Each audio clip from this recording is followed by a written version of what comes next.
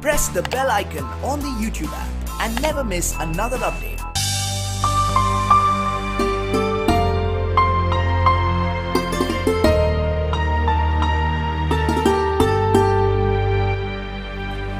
Hello student, आप सभी student का स्वागत है यूट्यूब चैनल पे। मैं जितेश जोगी एक बार फिर लेके आया हूँ अपनी क्लास। तो चैप्टर अपना वही डीसी जनरेटर, लेकिन उसकी क्लास जो है वो है थर्ड। तो अब हम इस थर्ड क्लास में जो हमने पिछली क्लासों में जो क्वेश्चन पढ़े थे उसके अलावा उसके बाद आने वाले कुछ इम्पोर्टेंट क्वेश्चन वो मैं आपको करा रहा हूँ।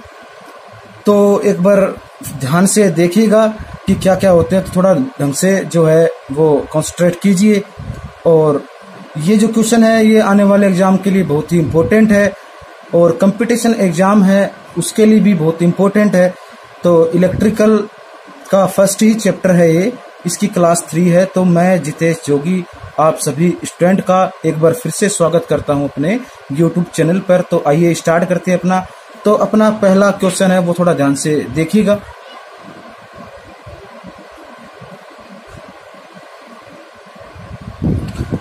तो अब अपना पहला क्वेश्चन है, क्या कह रहा है ध्यान से सुनिएगा कि डीसी जनरेटर के समांतर के लिए, मतलब समांतर जो प्रचालन है उसके लिए कौन सी मुख्य शर्त है। मतलब कोई डीसी जनरेटर है उसको हम समांतर में चला रहे हैं, तो समांतर में चलाने के लिए अपने पास क्या क्या जो मुख्य जो शर्त है वो क्या क्या होनी चाहिए।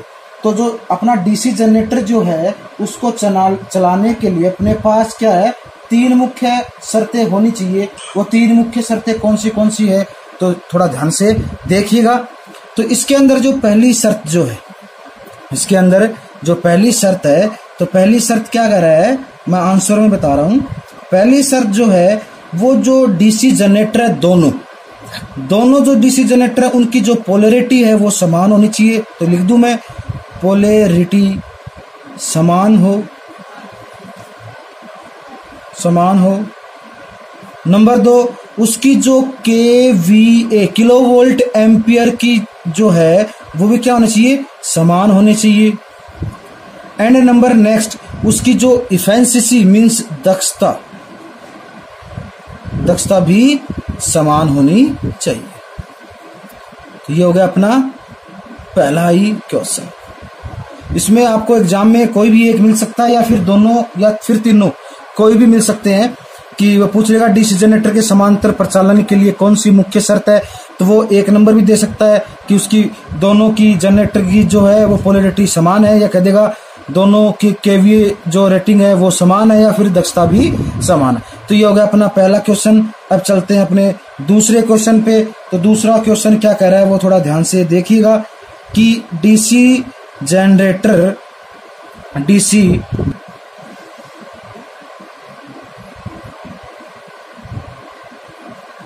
नेक्स्ट क्वेश्चन अपना कह रहा है डीसी जनरेटर में आर्मेचर रिएक्शन का क्रॉस मैग्नेटाइजिंग असर कैसे निरस्त किया जा सकता है। तो अगर आपने इससे पहले वाले अगर वीडियो देखे होंगे तो इसको समझने में आपको कोई दिक्कत नहीं होगी, क्योंकि उसमें मैंने बता दिया था। तो इसका जो क्रॉस मैग्नेटाइजिंग है वो खत्म किया जा सकता है किससे, कि अपने पास क्या होता है, 2 स्थिति होती है, एक होती है जीएनए, एक होती है एमएनए। ठीक है, तो जीएनए और एमएनए, तो इनको हम क्या करते हैं, इनको खिसकाकर अपना जो आर्मेचर रिएक्शन का जो क्रॉस मैग्नेटाइजिंग असर है उसको निरस्त कर सकते हैं। तो इसका आंसर जो आएगा उस आंसर में हम लिखेंगे कि ब्रश की स्थिति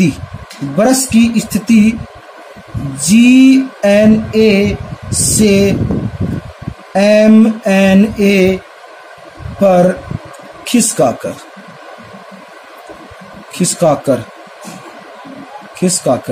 ब्रश की स्थिति जीएनए से एमएनए पर खिसकाकर। तो इसका आंसर आ गई है। अगर आप बात करना चाहो कि सर जीएनए क्या होता है, एमएनए क्या होता है, तो इसकी फुल फॉर्म भी मैंने पिछले वीडियो में बताया था। जीएनए की मतलब होती है ज्योमेट्रिकल न्यूट्रल एक्सिस और एमएनए की होती है मैग्नेटिक न्यूट्रल एक्सिस।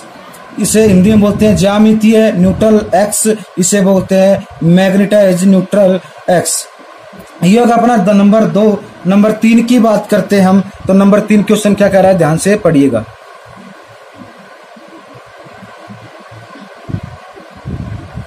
अब अपना जो नेक्स्ट क्वेश्चन है वो कह रहा है, थोड़ा ध्यान से सुनिएगा, कि बैटरी चार्जिंग में प्रयुक्त जनरेटर है। मतलब बैटरी चार्जिंग में जो जनरेटर उपयोग में लिया जाता है वो कौन सा है।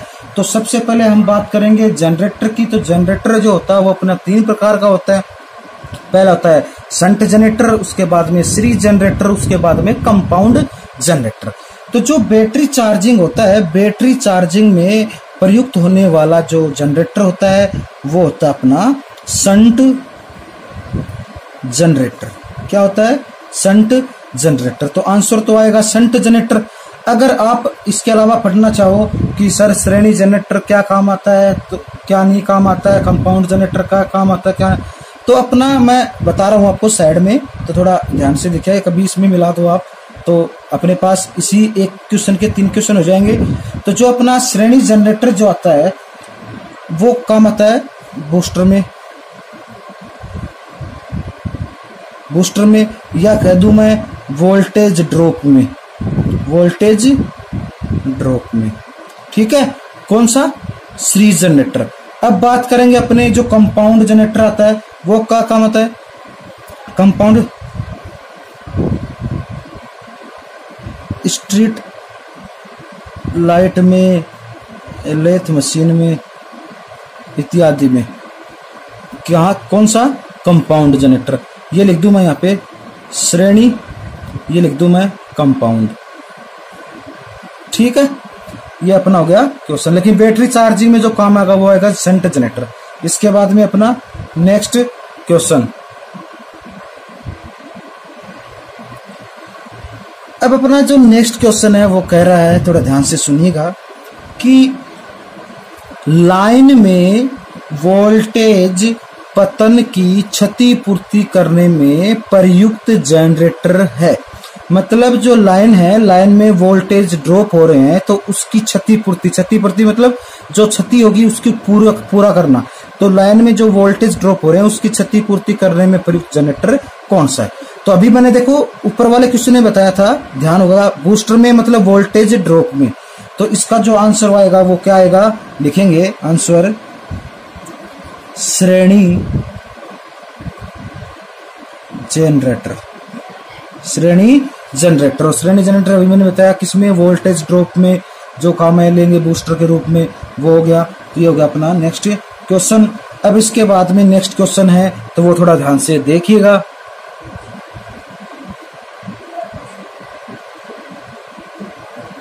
नेक्स्ट अपना क्वेश्चन जो है वो क्या कह रहा है कि आर्मेचर के भाग है। मतलब आर्मेचर के कौन से भाग है। तो आपने मेरा वीडियो देखा होगा तो याद होगा आपको, फिर भी मैं बता रहा हूँ। आर्मेचर के जो भाग होते हैं वो शाफ्ट भी होते हैं, नेक्स्ट है कम्यूटेटर भी होता है, ब्रश भी होता है, ठीक है, वाइंडिंग भी होती है, ब्रश होल्डर भी होते हैं। तो जो इतने प्रकार के जो बताए हैं मैंने सारे के सारे कौन से हैं, आर्मेचर के भाग है। कुछ के भाग है, आर्मेचर के भाग है। इसके बाद में अपना नेक्स्ट क्वेश्चन,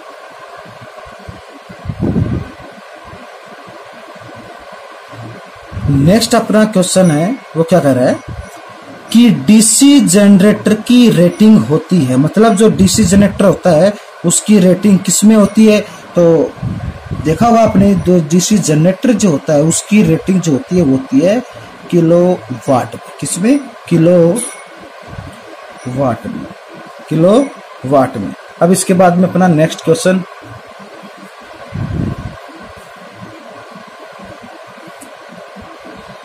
अब इसके बाद में अपना नेक्स्ट क्वेश्चन है वो क्या कह रहा है, थोड़ा ध्यान से पढ़िएगा, कि इंटरपोल कनेक्ट किए जाते हैं। मतलब इंटरपोल के जो कनेक्शन है वो किस में किए जाते हैं। तो इंटरपोल के जो कनेक्शन होते हैं वो आर्मेचर, क्या लिखा है, आर्मेचर के श्रेणी क्रम में किए जाते हैं। आर्मेचर के श्रेणी क्रम में किए जाते। अब ये इंटरपोल होता क्या है? तो इंटरपोल होता है दो मुख्य पोल के बीच में एक छोटा पोल स्थापित करना ही क्या कहलाता है? इंटरपोल। तो ये कहां किया जाता है? आर्मेचर के श्रेणी क्रम में। अब इसके बाद में अपना नेक्स्ट क्वेश्चन,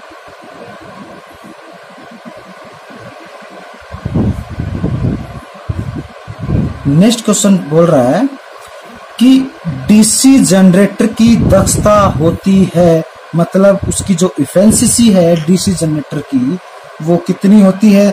तो डीसी जनरेटर की जो इफिशिएंसी या मींस दक्षता जो होती है वो 85 टू 95% परसेंटेज होती है, मतलब 85 से 95% इसकी दक्षता होती है। किसकी? डीसी जनरेटर की। अब इसके बाद में अपना नेक्स्ट क्वेश्चन है, वो थोड़ा ध्यान से देखिएगा।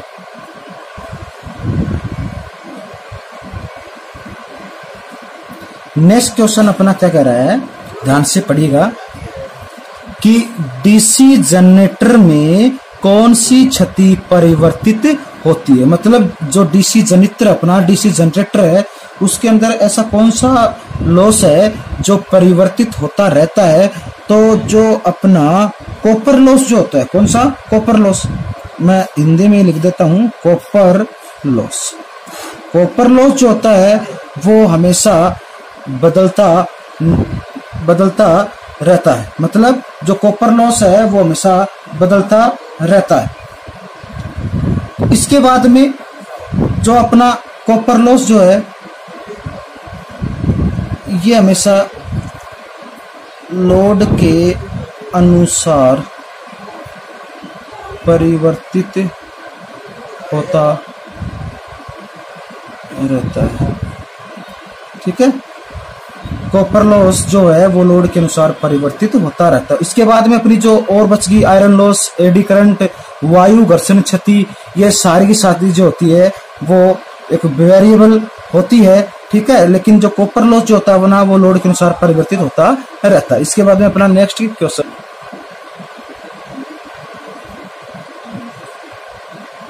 अब इसके बाद में अपना नेक्स्ट क्वेश्चन जो है वो बोल रहा है कि डीसी जनरेटर में वोल्टेज निर्माण नहीं होने का कारण है, मतलब किस कारण वोल्टेज का निर्माण नहीं होता?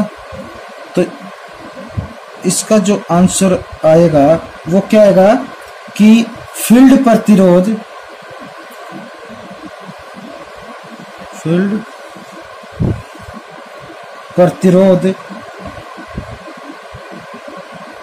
क्रिटिकल प्रतिरोध से अधिक। ठीक है, तो मतलब जो है जो अपना फील्ड प्रतिरोध है क्रिटिकल प्रतिरोध से अधिक। ठीक है, ये तो अपना आंसर जो है वो सही है। यानी जब भी किसी जनरेटर में जो प्रतिरोध है वो क्रिटिकल प्रतिरोध से अधिक होगा तो जनरेटर में जो ईएमएफ जो होगा वो रिड्यूस नहीं होगा, मतलब वोल्टेज निर्माण नहीं होगा। ठीक है, नेक्स्ट क्वेश्चन,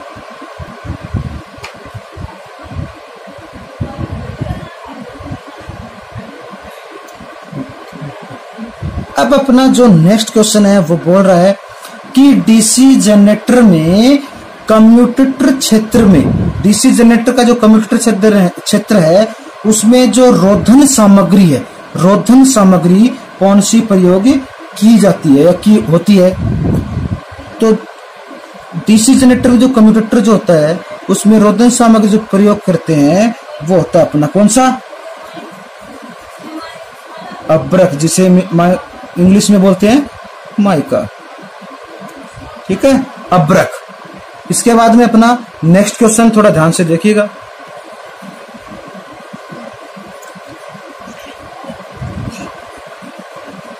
नेक्स्ट अपना क्वेश्चन बोल रहा है, थोड़ा ध्यान से देखिएगा, कह रहा है डीसी जनरेटर की हिस्टेरिसिस हानि तुल्य होती है। कहने का मतलब है जो हिस्टेरिसिस हानि होती है वो किसके बराबर होती है?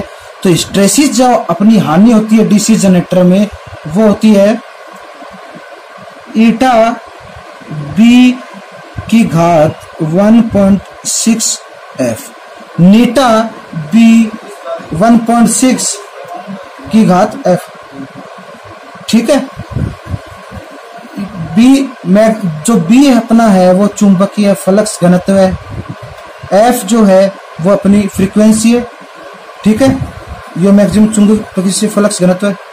ये हिस्टैरिसीस का नियतांक है कि अगर हिस्टैरिसीस हानि जिसका सूत्र नीटा b मैक्सिमम 1.6 की घात हो गई और ये हो गया अपना f।